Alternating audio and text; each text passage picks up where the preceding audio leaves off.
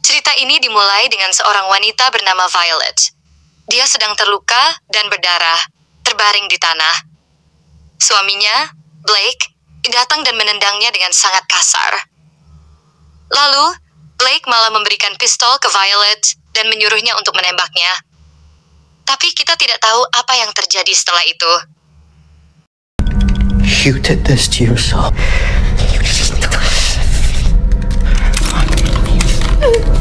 Okay, good. Shoot me, come on, come on!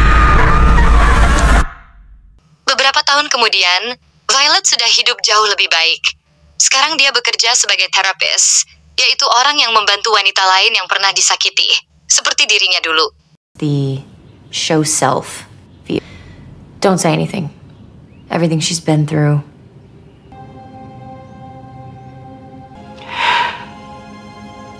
Pagi itu, Violet menerima pesan dari seorang pria bernama Henry yang mengajaknya pergi kencan.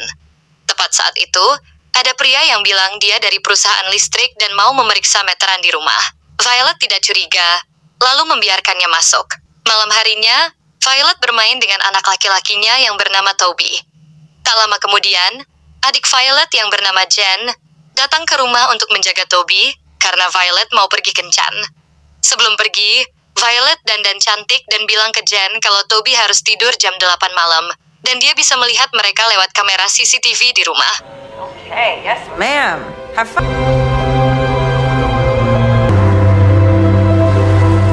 Violet lalu pergi ke restoran yang sangat tinggi di atas gedung.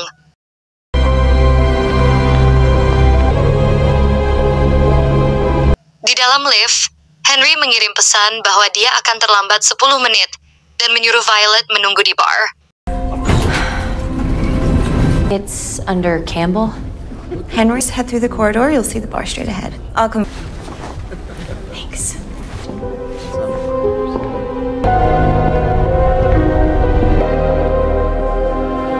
Oh my god, I'm so sorry. I should really watch where I'm going. Di sana, Violet bertemu seorang bartender yang ramah bernama Kara. Violet memesan minuman dan bilang dia merasa gugup karena ini pertama kalinya dia kencan dengan Henry. Tiba-tiba, ada pria tua bernama Richard yang datang dan menyangka Violet adalah teman kencannya yang bernama Diane. Tapi Violet bilang dia bukan Diane. Richard lalu minta maaf, dan mereka berdua tertawa dan minum bersama sambil menunggu kencan masing-masing. Tapi kemudian, mereka diganggu oleh pria lain bernama Phil yang mencoba menggoda Violet.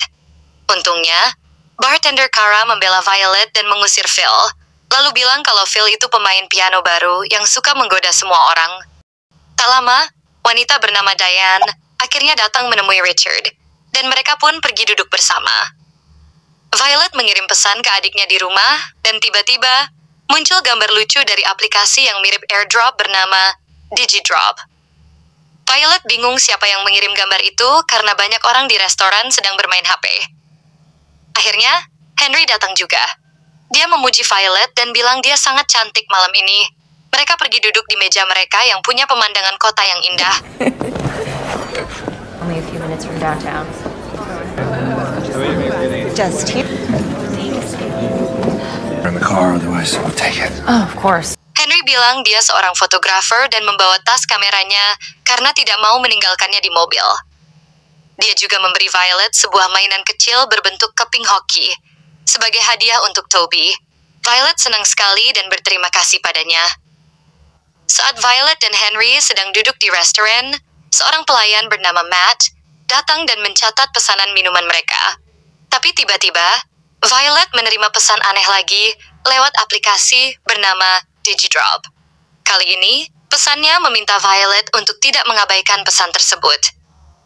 Violet menunjukkan pesan itu ke Henry, dan mereka melihat sekeliling ruangan untuk mencari tahu siapa yang mengirimnya. Mereka melihat sekelompok anak-anak prom, seperti pesta sekolah, dan mengira mereka cuma bercanda. Tapi tidak lama kemudian, Violet mendapat pesan lain. Pesan itu bilang dia harus melihat kamera rumahnya. Saat Violet membuka kamera lewat ponsel, dia melihat Toby dan Jen di kamar tidur. Tapi dia sangat kaget dan ketakutan, karena ada pria bertopeng di ruang tamu. Pria itu menatap kamera dan membawa pistol. Henry bertanya, Ada apa? Tapi Violet langsung dapat pesan lagi yang bilang, "Jangan bicara, kami melihatmu." Violet pura-pura pergi ke kamar mandi dan mencoba menelepon polisi. 911, tapi pesan lain muncul. "Kami sudah cloning ponselmu. Kami bisa lihat semuanya. Kalau kamu keluar dari restoran ini, anakmu akan mati." Violet sangat ketakutan. Di kamar mandi, dia bertemu sekelompok gadis, dan dia ingin minta tolong, tapi langsung dapat pesan lain. "Jangan minta bantuan." Violet lalu meminjam eyeliner dari salah satu gadis dan mencoba menulis "tolong" di telapak tangannya. Tapi gadis-gadis itu tidak mengerti maksudnya dan pergi begitu saja. Saat Violet melihat ke bawah wastafel, dia menemukan alat penyadap suara tersembunyi. Jadi dia tahu orang jahat itu sedang mendengarkan semua yang dia katakan.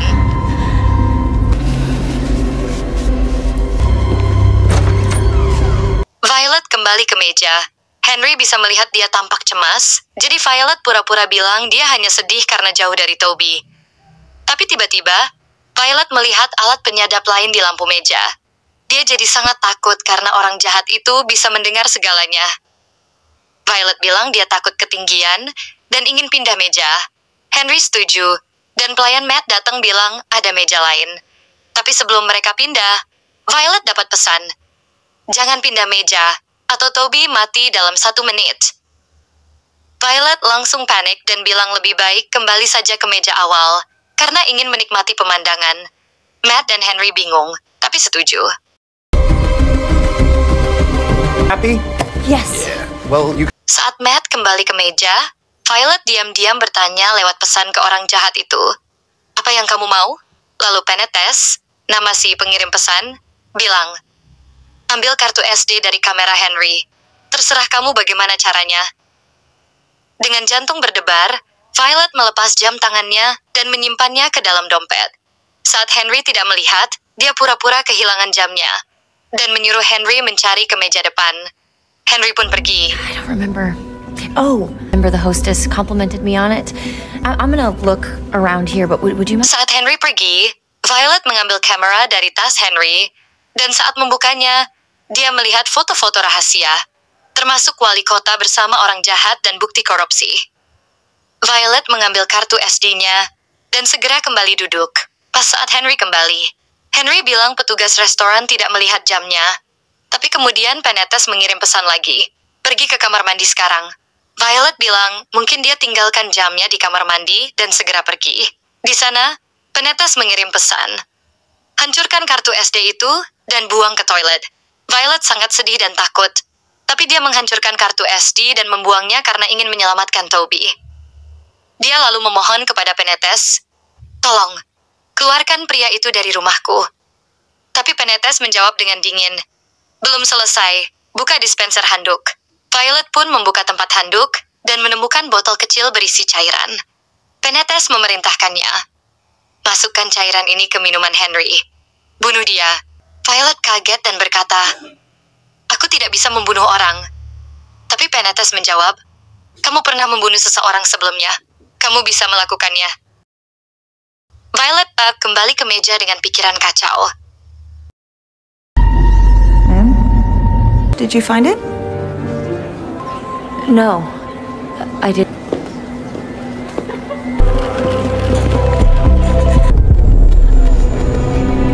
Saat itu, Henry sudah bersiap untuk pergi karena dia pikir Violet tidak tertarik padanya. Tapi sebelum dia benar-benar pergi, Violet menciumnya dengan penuh semangat, berharap dia mau tinggal lebih lama.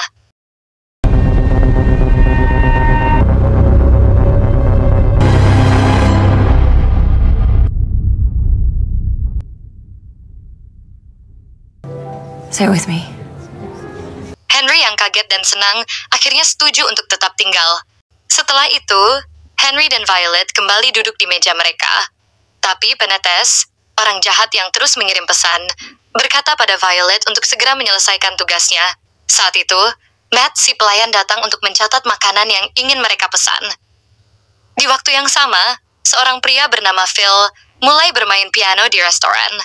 Disinilah Violet punya ide cerdas. Dia bilang ingin memberi tip kepada pianis itu. Lalu dia mengeluarkan lipstick, menulis kata Sandera, dan alamat rumahnya di selembar uang $20 dan memberikan uang itu ke Matt untuk dikasih ke Phil. Matt pun menyerahkan uang itu ke Phil. Sementara itu, Violet berpura-pura ngobrol biasa dengan Henry. Dia bertanya soal pekerjaannya. Kita jadi tahu kalau Henry adalah fotografer wali kota selama 5 tahun. Violet bertanya apakah wali kota itu orang baik, tapi Henry tidak memberi jawaban yang jelas. Di sisi lain, Phil si pianis melihat pesan di uang itu dan langsung terkejut dan ketakutan. Violet memperhatikan Phil mencoba menelepon seseorang, tapi lalu dia kembali ke piano dan meminum koktelnya, mungkin karena dia gugup. Lalu, Matt datang membawa makanan mereka, dan Violet mulai makan saladnya. Tapi tiba-tiba, dia mendapat pesan dari Penetes yang bilang, "Kamu membuat kesalahan." Violet minta maaf tapi sudah terlambat. Phil mendadak terjatuh ke lantai. Ternyata minuman Phil sudah dicampur obat bias. Violet kaget dan cepat-cepat membuka kamera rumahnya. Dia melihat pria bertopeng menjatuhkan Jen dan kemudian mengurung Toby di dalam kamar. Penetes mengirim pesan lagi, menyuruh Violet segera menyelesaikan tugasnya. Sementara itu, Phil si pianis terbangun dan berjalan menuju lift. Tapi Penetes bilang kalau Phil tidak akan bisa keluar dari lobi dengan selamat. Violet makin panik, tapi dia berusaha tetap tersenyum agar tidak mencurigakan. Violet lalu berkata pada Henry, "Ayo kita minum tequila, biar suasananya lebih santai." Mereka pergi ke bar. Tapi saat Violet terburu-buru, dompetnya terjatuh, dan Henry melihat jam tangannya ada di sana. Di bar, Violet memesan 2 gelas tequila dan mencoba menuangkan racun ke salah satunya. Tapi Penetes bilang, "Lakukan di meja, bukan di bar." Oh, thank you. Some limes? Thanks. Good luck.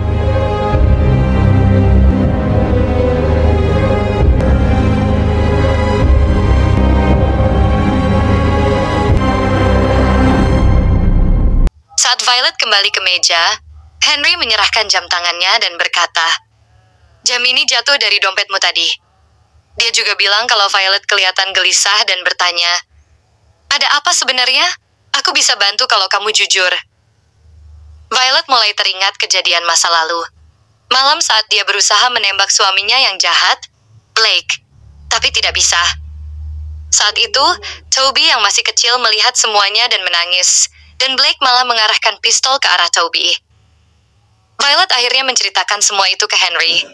Dia bilang merasa jadi ibu yang buruk karena tetap tinggal bersama suami yang kasar meski tahu itu berbahaya untuk Toby.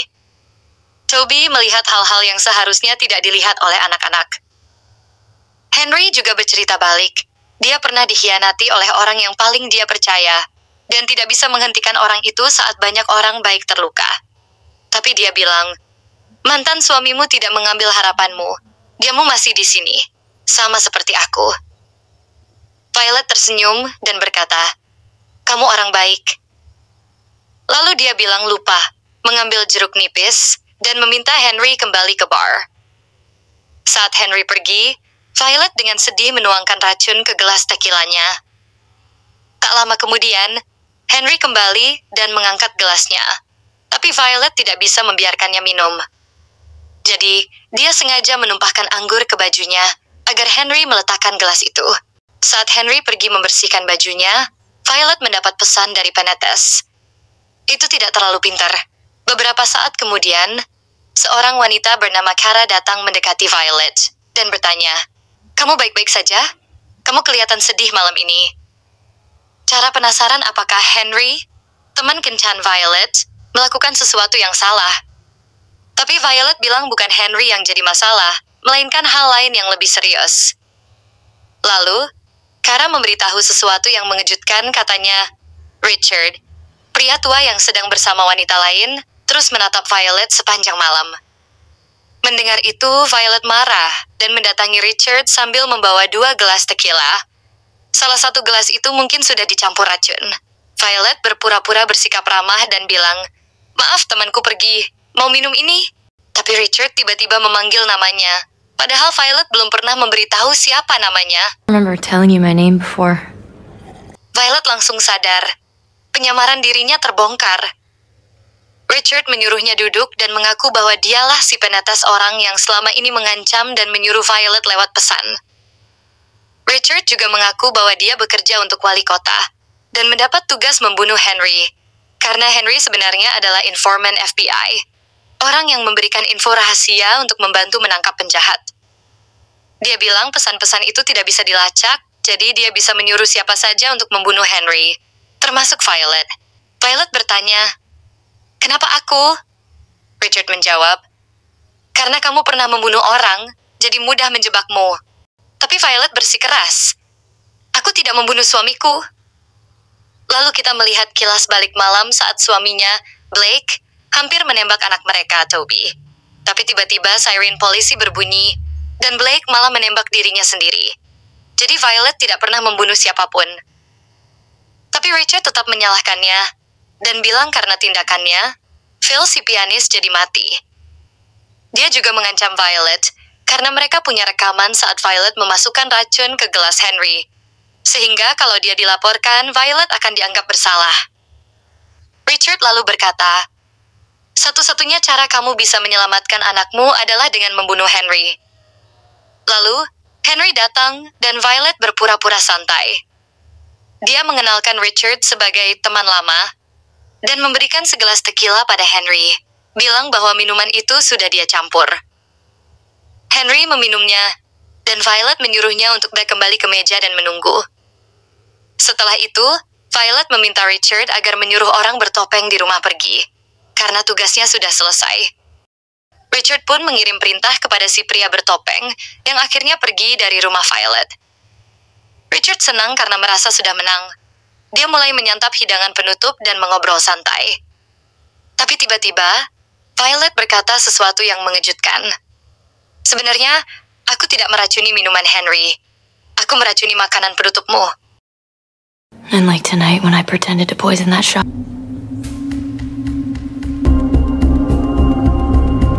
Richard kaget dan marah. Dia langsung menodongkan pistol ke Violet. Tapi Henry tiba-tiba melompat di depan Violet dan mengambil fotonya dengan kamera. Orang-orang di restoran berteriak dan berlarian ketakutan. Richard mulai mengejar Violet dan saat dia hampir menembak, Kara datang dan mendorongnya, sehingga tembakannya meleset dan hanya mengenai gelas kaca di dinding. Richard jadi makin marah. Dia bahkan menusuk bartender yang mencoba menghentikannya. Lalu dia kembali mengejar Violet dan mengangkat pistolnya lagi. Tapi saat itu, dia melihat kaca di belakangnya retak. Dia juga menyuruh orang bertopeng untuk kembali ke rumah dan membunuh Toby. Namun, sebelum dia sempat melakukan apa-apa lagi, Richard terpeleset dan jatuh dan meninggal karena terjatuh. Sementara itu, Violet hampir ikut jatuh, tapi berpegangan pada taplak meja yang tersangkut. Untungnya, Henry yang terluka berhasil datang dan menarik Violet ke dalam restoran dengan selamat. Setelah kejadian di restoran, Violet melihat lewat kamera rumahnya dan melihat pria bertopeng sedang menuju kamar anaknya Toby. Dia sangat takut.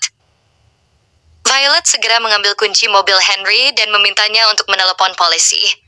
Lalu dia lari keluar restoran ngebut dengan mobil untuk menyelamatkan putranya di rumah.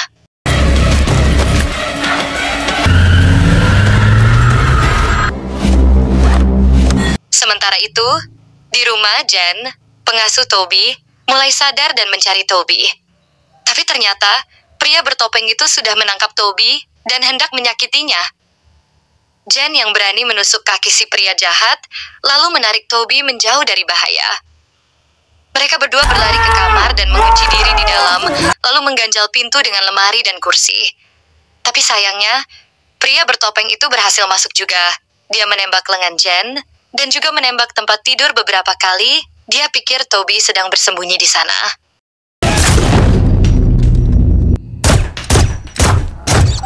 Tepat saat itu, Violet tiba di rumah. Si pria bertopeng mendengar suara pintu dan turun ke bawah. Violet yang berani mengambil pisau di dapur dan bersiap untuk melawan. Beberapa saat kemudian, pria bertopeng muncul di ruang tamu, dan Violet langsung menusuknya. Tapi dia terlalu kuat, dan melempar Violet hingga terjatuh. Lalu dia melepas topengnya, Dan Violet kaget sekali karena ternyata dia adalah pria dari perusahaan listrik yang datang pagi tadi. Saat si pria jahat itu hendak menyakiti Violet, mainan mobil muncul mobil kecil kendali jarak jauh yang dikendalikan oleh Toby. Di atas mobil itu, ada pistol kecil yang ditaruh Toby. Violet cepat-cepat mengambil pistol itu dan menembak pria bertopeng sampai akhirnya mati. Akhirnya, malam mengerikan itu berakhir. Violet dan Toby berpelukan sambil menangis karena mereka berdua selamat. Beberapa waktu kemudian, kita melihat Henry terbaring di rumah sakit, sedang dalam masa pemulihan. Berita TV mengatakan bahwa kantor wali kota ternyata terlibat dalam kejahatan besar, termasuk penggelapan uang dan kekacauan di restoran. Lalu, Violet datang menjenguk Henry di rumah sakit. Henry dengan tulus berkata, "Terima kasih, kamu sudah menyelamatkan nyawaku." Jen, yang juga dirawat di rumah sakit yang sama, menggodai mereka berdua karena terlihat cocok. Cerita berakhir dengan Violet dan Henry tersenyum dan mereka berjanji untuk bertemu lagi dalam kencan kedua. I'm a strawberry girl. Oke guys, begitulah alur cerita film Drop. Film Drop di 2025 adalah sebuah thriller psikologis yang menegangkan, disutradarai oleh Christopher Landon dan diproduksi oleh Blumhouse Productions. Film ini mengisahkan Violet Gates, diperankan oleh Megan Fahey, seorang ibu tunggal yang memutuskan untuk mencoba berkencan kembali setelah bertahun-tahun menjanda. Ia bertemu dengan Henry Campbell, Brandon Sklenar, seorang fotografer tampan, di sebuah restoran mewah bernama Palette.